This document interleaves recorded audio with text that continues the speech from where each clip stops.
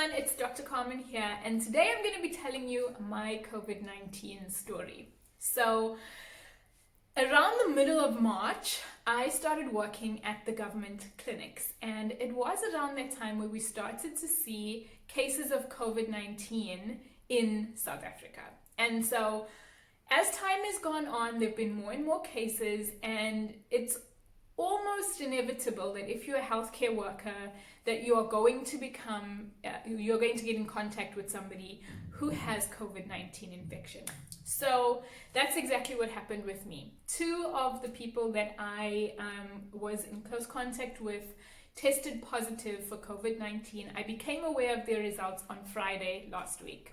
And so I decided, when I heard of the results, that I would put myself in precautionary self-isolation. And so I did that, but then I started to develop symptoms. And I'm going to get into a little bit more about what symptoms I experienced in just a moment. But I developed symptoms and progressively started getting worse over the weekend, so that by Monday, I realized that I needed to get tested for COVID-19. And so I knew that I needed to get tested, but I also didn't trust that I was going to be able to drive myself to get tested. And I obviously didn't want to expose anybody else to me, potentially, without knowing my diagnosis. So I notified my bosses of how I was feeling. They've been extremely supportive through this whole thing.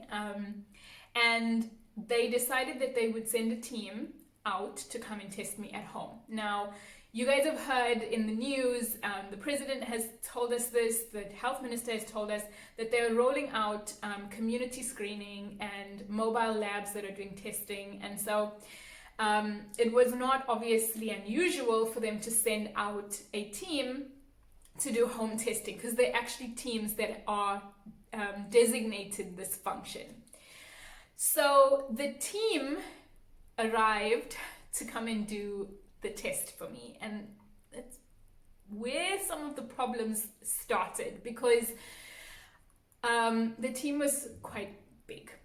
There were about 8 people in the team, and I live in a complex, and so you can imagine the fear that my neighbors experienced when they saw like 8 people dressed in PPE coming into my apartment to test me for COVID-19. So it was a little bit scary, I think, and concerning for the community that I live in. But we need to realize that in a lot of these teams, there are field workers, or there are people who are still learning the protocols, the forms, how to don and doff PPE, so how to put on and take off PPE in an appropriate way, in a safe way, how to do the swabbing, so they're learning a lot as they go, because these are unprecedented times, okay? So, and in medicine, this is not uncommon.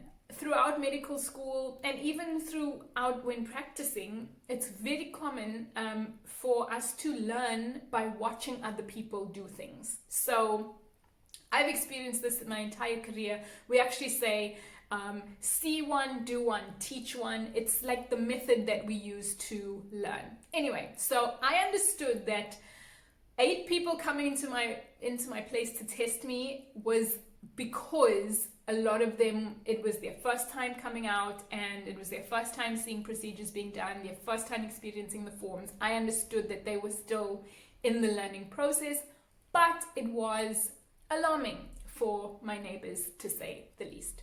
So, yes, I got a test in my home. Some of you may have heard about that, but we won't get into that right now.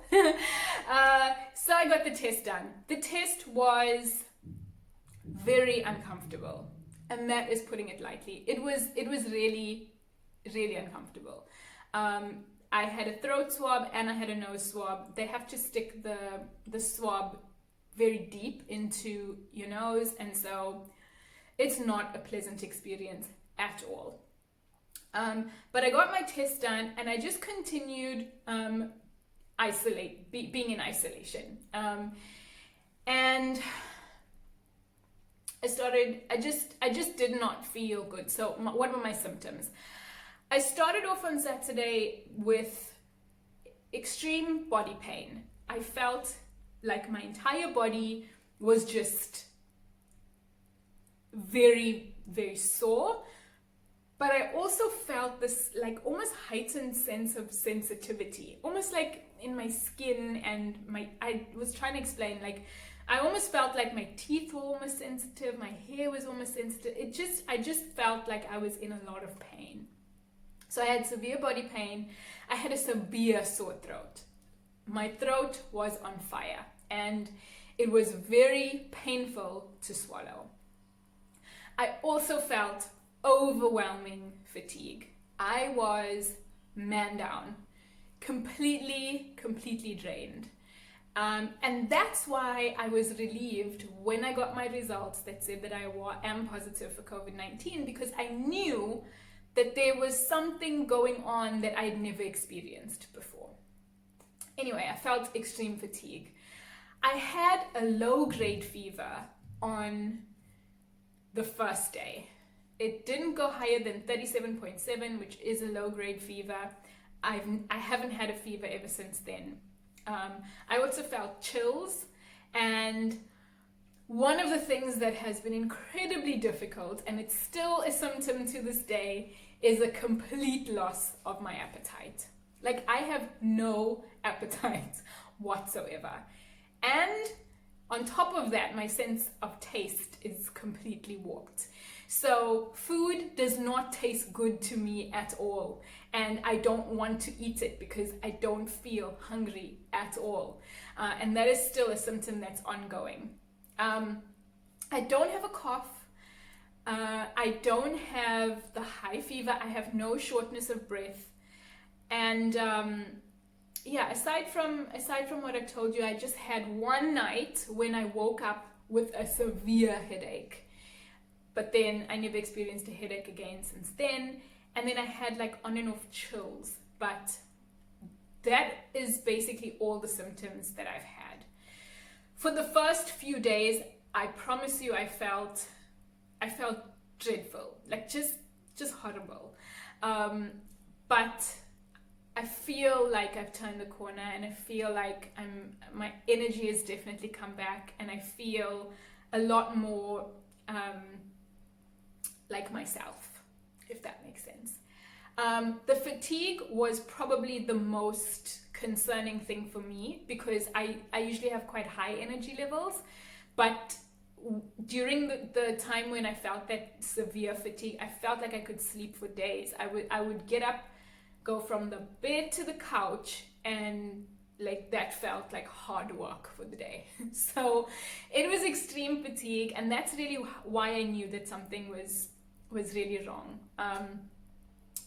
But I was also relieved for another reason, and I want to touch on this, and maybe I can speak about it again in another video. But I was relieved to find out that I'm COVID-19 positive, because as a healthcare worker, when you're going out and you are faced with patients and there's this question mark around, is this person positive or whatever, you are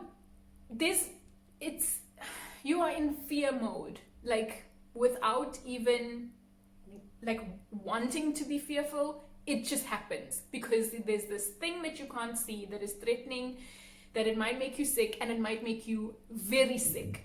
And every day you go out and you interacting with patients and you have this constant fear.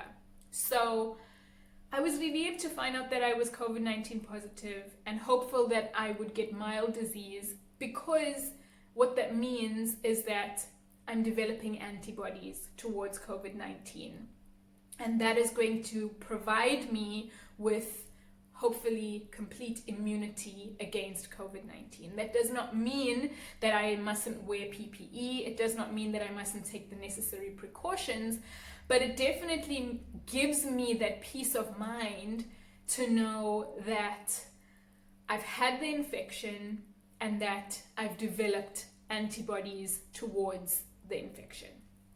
So that was a relief to me. The other thing that I want to mention is stigma. So this is something that I really feel like I have to mention, because I just want to remind us that we are all in this together, and that we really should not be treating people in a way that we wouldn't want our family and our close friends to be treated, and ourselves to be treated.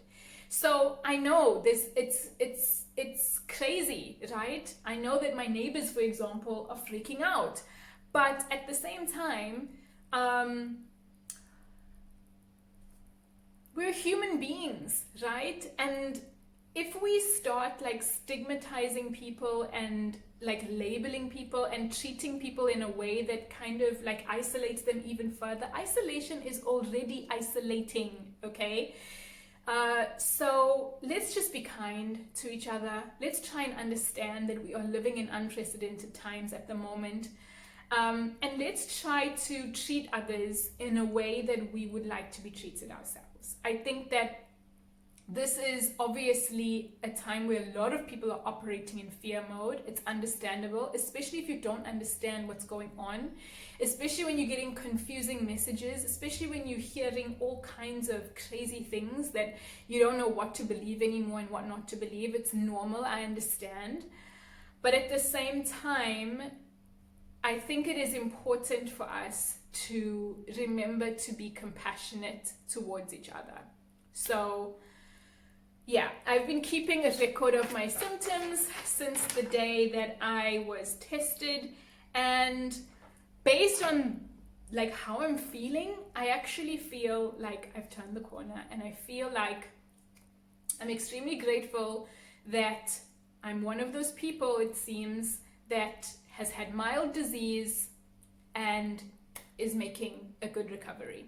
So I think that it's important also to know that as long as you are following all the protocols that are put in place, as long as you are keeping your distance, as long as like I'm not going outside and exposing all kinds of people to my infection, right? As long as we're following what we should be doing, we are going to be able to fight this together. It takes all of us to be able to fight this thing together, and we all have to play our part. We all have to do what we can to make sure that we not only stop the spread of COVID-19, but we also stop the spread of things like fear-mongering and misinformation and stigmatization and making people feel even worse than they already feel because they're sick with COVID-19. So, on a final note, I want to say that it is extremely difficult for healthcare providers to say, I'm not going to help this person because I don't have the appropriate PPE. It is very difficult for healthcare providers to say that, okay? In principle, it makes a lot of sense, but there are pictures all over the world of healthcare providers all over the world who are improvising, who are, you know, finding things that they can, you know, use as PPE to try and protect themselves because they do not want to, you know, rob other people of the ability for them to take care of them and to help them. So, healthcare providers, please protect yourselves, okay?